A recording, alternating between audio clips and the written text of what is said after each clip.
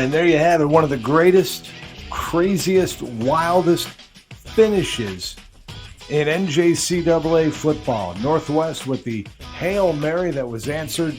They're calling it the Mississippi Miracle in some corners of the country, in some corners of the NJCAA.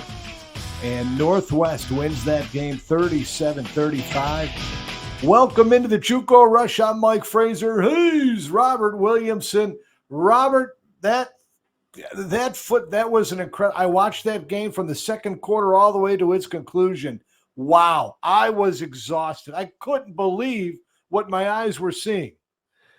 I agree. I was not watching the game. I was watching it on this, and I'm looking, in practically real time, and I'm just seeing that Holmes has, gone ahead, 12 seconds to play in the game. I'm like, it's over. And then about 20 seconds later, I check, and it ain't over. And, of course, big finish, Northwest wins. Congrats to Northwest, and hats off to them. Won what they had to win, how they had to do it. Look, that game, the Holmes defense stopped Northwest on a fourth down from the 2. They got it at the 1. They marched 99 yards. John Ford, the magician, just zinging it downfield, just slipping it right through there, and they get the touchdown with 12 seconds left. And you're thinking, it's not over, but it's over. No. And then you see that. And that game, what a colossal shift. Seismic with the national landscape and for Mississippi in the MACCC, that conference playoff is still anybody's to get in that North Division. Man, what about the entire national scene? Because you got Garden City now with a completely rearranged record because of an ineligible player. You've got Georgia Military College knocking off Snow. You got Northwest beating Holmes. And then you got Tyler continuing to win football games. Things really have changed. Well, the Apaches, first place, they clinch. They're the number 1 seed out of the SWJCFC. Butler knocks off Hutchinson. Man, you're right.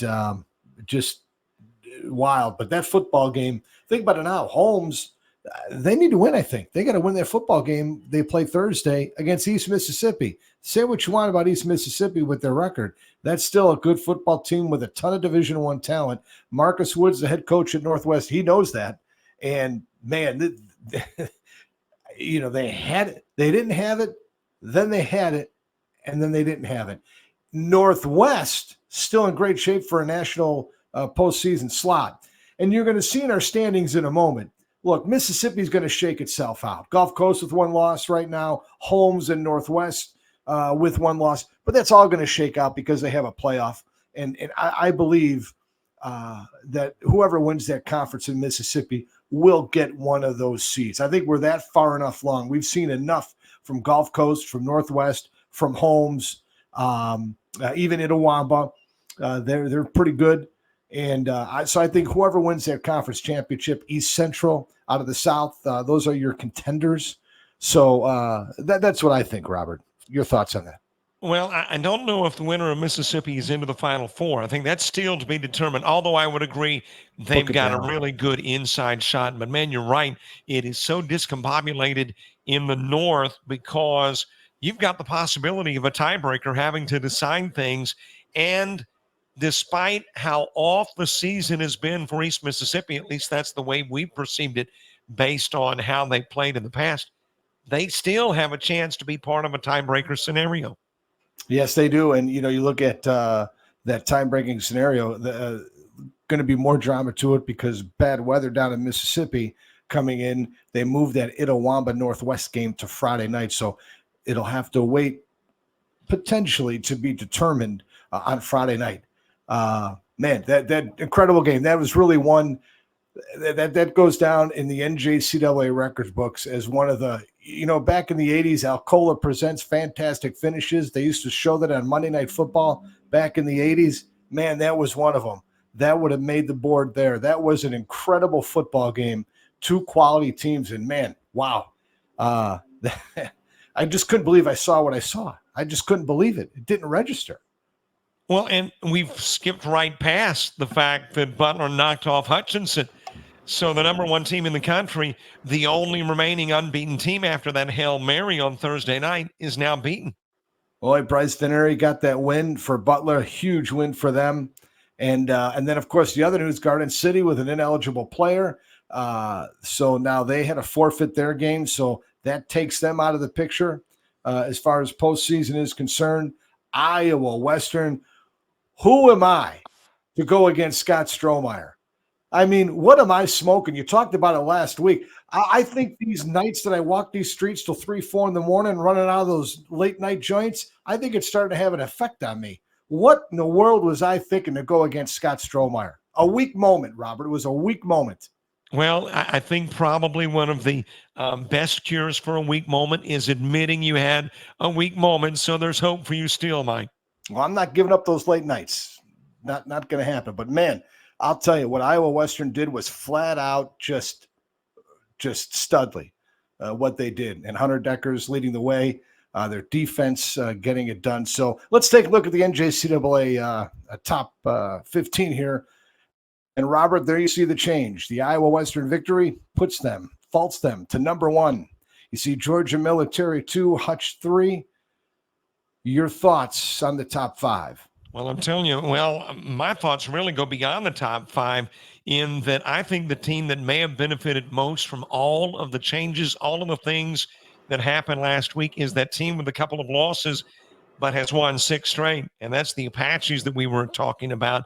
They are now at the 7 spot, and they bump up 5 as a result. They got a big boost because of the play this past weekend. Boy, they do. Darian White and Will Cornelison in the linebacker slot. Man, they are getting it done, playing great football. And, man, they are moving at the right time. They're going to be the number 1 seed out of the SWJCFC for that postseason, and they're right in the hunt for it. So a lot to shake out. Let's take a look at our JUCO Rush top 6 teams in the country. I also have moved Iowa Western to number 1.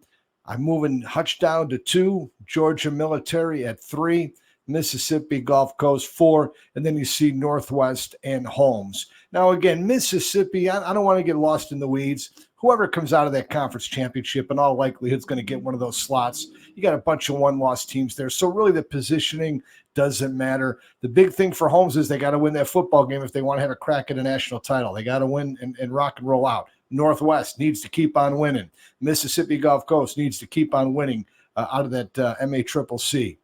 Hutch with a bye this week. Look, the news there, Samari Collier, their quarterback, did not play in that game against Butler. And, Robert, we talked about this. And look, we talked to Drew. We talked to Wayman Jordan when we had him on, the talented running back for Hutchinson. You take Samari out or you take Wayman out, that offense is a complete – I'm not going to say it's lost, but it is really there's just such an imbalance there, one without the other, and there's a catastrophic difference in that. And you saw that here with Samari being knocked out. And my sources tell me he's day-to-day. They don't play this week. They have a bye. He'll be ready to go in a week. So Hutch in pretty good shape. That's why I kept him at 2. If Samari's out longer, I'm probably going to move Hutch down a couple of lines. But I'm not going to penalize Hutch too much. It's a great football program. They got an awesome history, and they win. So that's my 1. My 2, I like Georgia Military at 3. I watched that game in its entirety at Snow. Great football game. Now, listen, GFC turns it over a lot. They did Saturday night, but, man, they just had that will. And Keenan Phillips, if you watch this kid play, he is just tough. Great tenacity. Just goes hard at it. Chip Cooper had some quality runs. That offensive line able to do it when they had to. So that's my 3, and then Gulf Coast 4, and you see my 5 and 6. Well, I got to ask, Mike, what is it about you putting a little shade on Georgia Military College? My Bulldogs, I mean, Hutch loses to a team that is ranked between 10 and 15, Butler with a couple of losses on the year. They just fall to 2. I know Collier being out is going to play a role, or did, as you mentioned. But I'm thinking Georgia Military, at least for the moment, needs to be the number 2 team. No, I don't think so. I think 3 is the great spot for him. Listen, Hutchinson, the schedule they play, they just play steeper competition. So when we're going to split hairs like this, I'm going to give the edge to the conference teams here. And again, I am a Rob Manchester man. I'm a Georgia military guy. I have a tremendous amount of respect on there. But when we're splitting hairs here, and that's what's going to come down to, Robert, when it comes to the 4 teams for the postseason. This is what the committee has to do. These are the decisions they have to make. And when I look at Hutchinson, I just can't do that quite yet.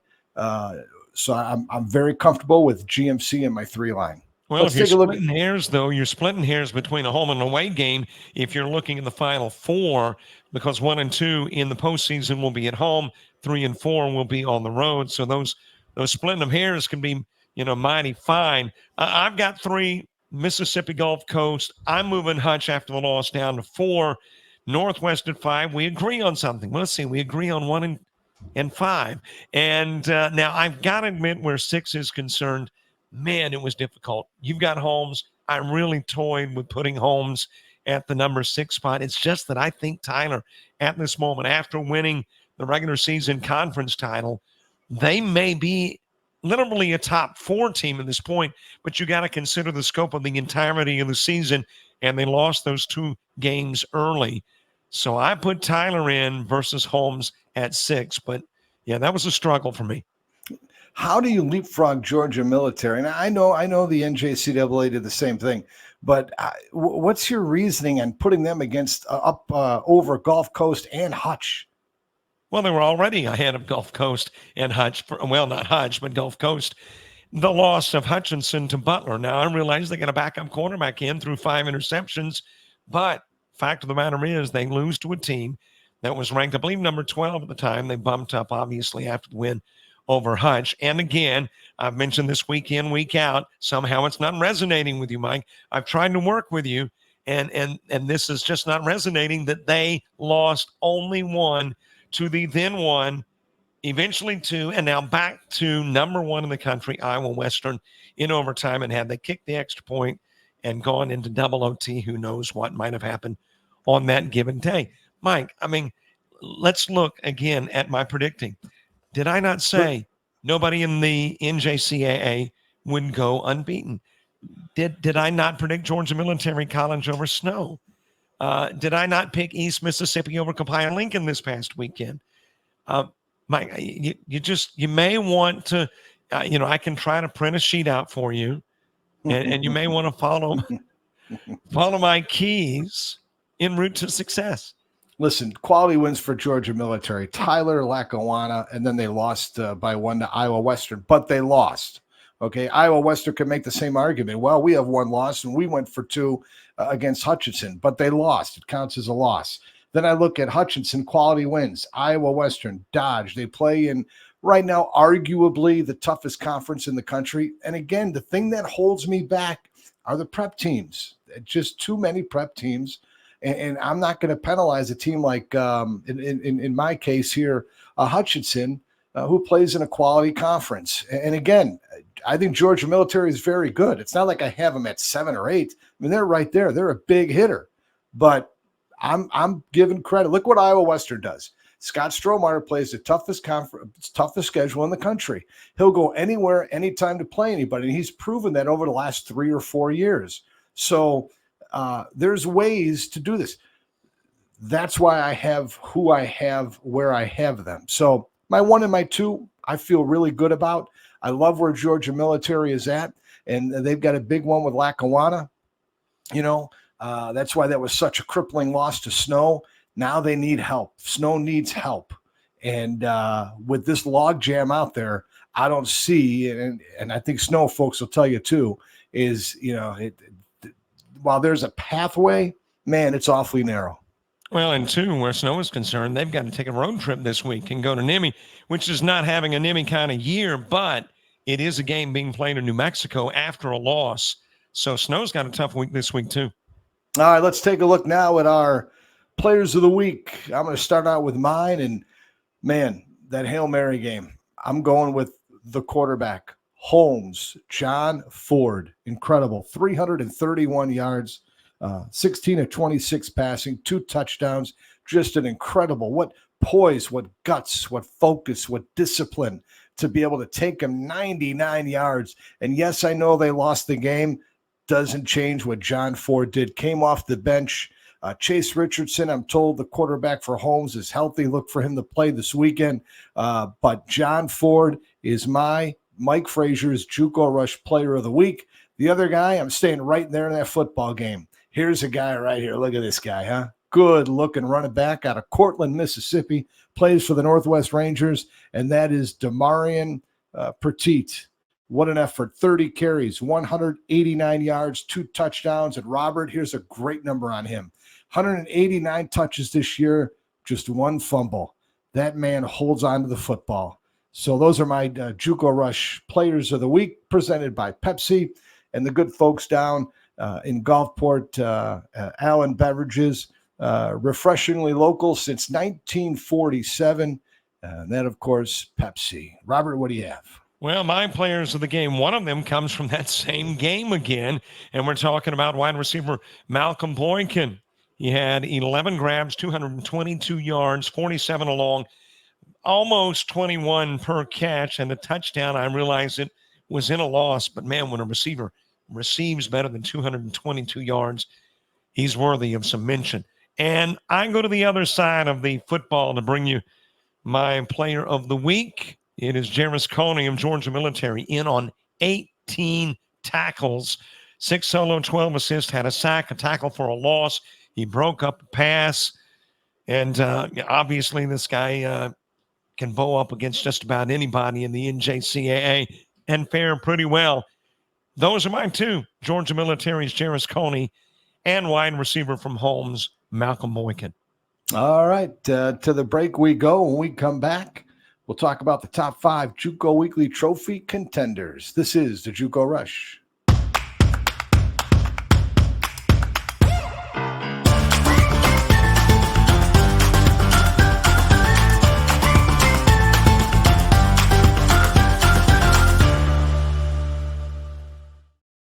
And I got to say some good things about Blake, who does our graphics and Sport FX design. Those are the guys you need to see. Well, regardless, whether it's an open or close, whether it is a graphic for a football game, basketball, you name it, he makes something, it's kind of like that icing on a cake. You know, it makes it extra special. And we're talking about Blake and Sport FX Design, responsible for all the stuff that we've got, and he will do you an exceptional job as well. Yes, he will. I'll tell you what, Robert, the JUCO Weekly Trophy, December 17th down in Texas. We're happy to have partnered with the NJCAA. I mean, this is a great trophy. This is a great ceremony. We're able to partner with the NJCAA. We really want to showcase these players. These JUCO kids get so taken for granted and overlooked.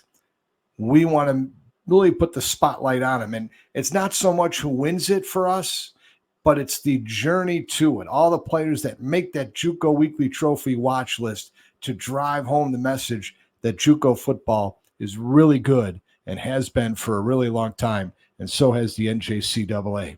All right, let's take a look at the top 5 JUCO Weekly Trophy contenders.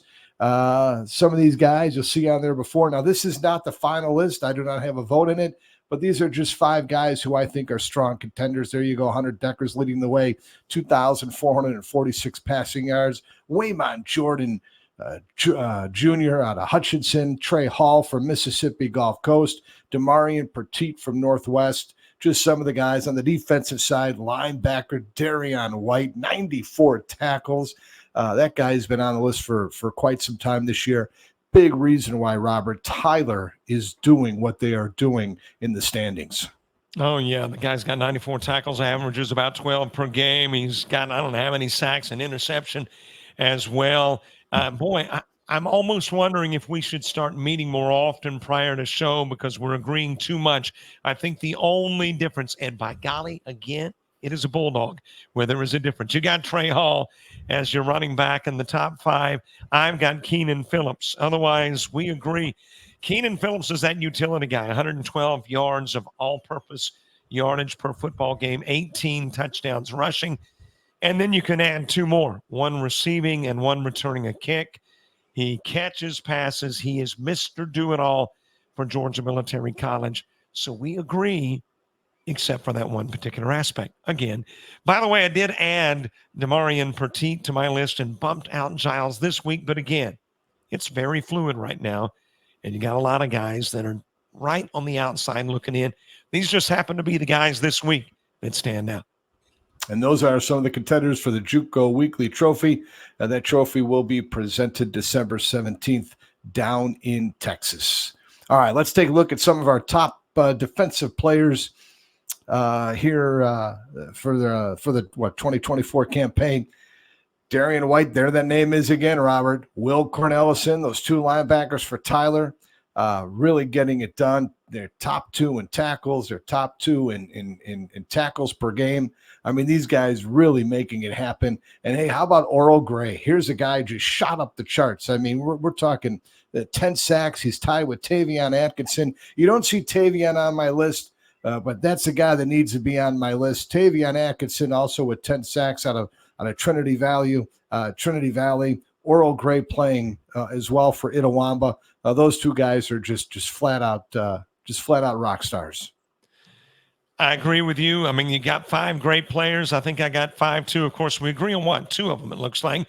Jervis Coney, who's my player of the week this week. He is one of my top 5 defensive players. And then, of course, Dandreas Giles.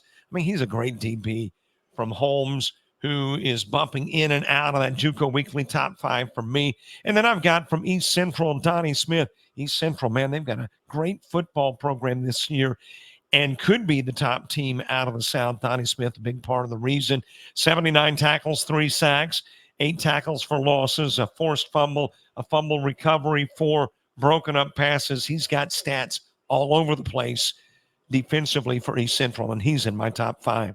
Well, I told you, Robert, East Central, when we started, I thought they'd be the number 2 seed out of that South in Mississippi, and it looks to be that way. What Jonathan Webster has done with that team, I knew they'd be pretty good and would be able to contend.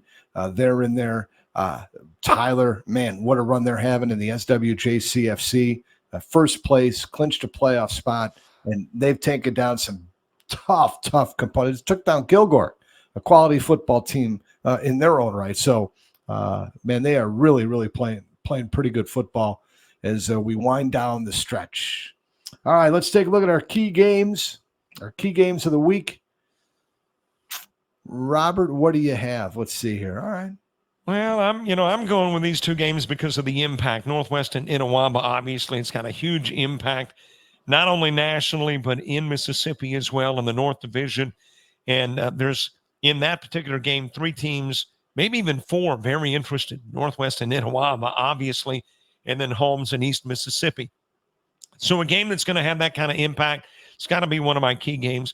And then Butler and Iowa Western, because, heck, you're playing the number 1 team in the country.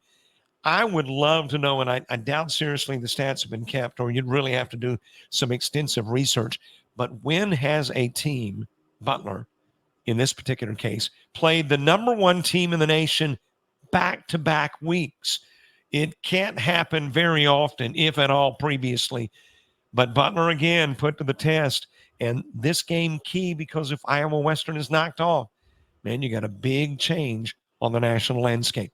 Oh, you do. Look at Iowa Western again having to go up against another ranked team, another program like the Grizzlies that are just incredible tradition and flying high after that win over Hutch last week. My 2, Tyler and Navarro. Tyler with the number 1 seed, but Tyler now, you know what Tyler has on their mind right now, Robert? National playoff slot. They know they got to keep on winning to have a crack at it. So this is a big football game. Navarro, you know what they're thinking? SWJCFC conference playoffs. They got to get this one here. It's Texas. It's a great league. It's one of the storied programs or one of the storied conferences in the history of the NJCAA. This is going to be a great football game. Then I'm going down to Mississippi, East Mississippi and Holmes. Huge game for Holmes. For the conference playoffs, and then also for the national championship 4-teamer by the NJCAA. They need to win this game if they want to continue thinking about going to the national playoffs. And not only that, Marcus Wood, who used to coach at East Mississippi with Buddy, It's been a while since Holmes won a football game. I want to say it's been since 2003 since Holmes made the playoffs. It's their homecoming game.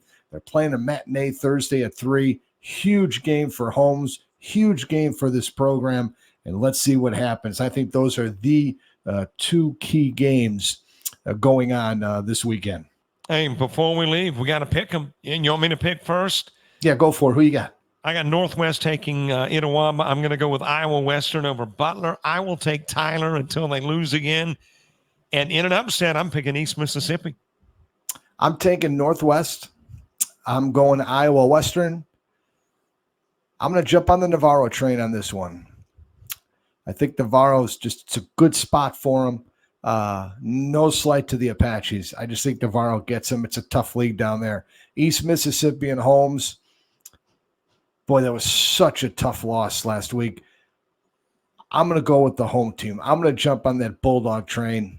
I believe in them. I think Marcus will get them ready. Huge game. I like Holmes in this one. That'll wrap on the show. This has been the JUCO Rush. Robert, always good to visit with you, my good man. Have yourself a great weekend. You do the same. Thanks to Pepsi.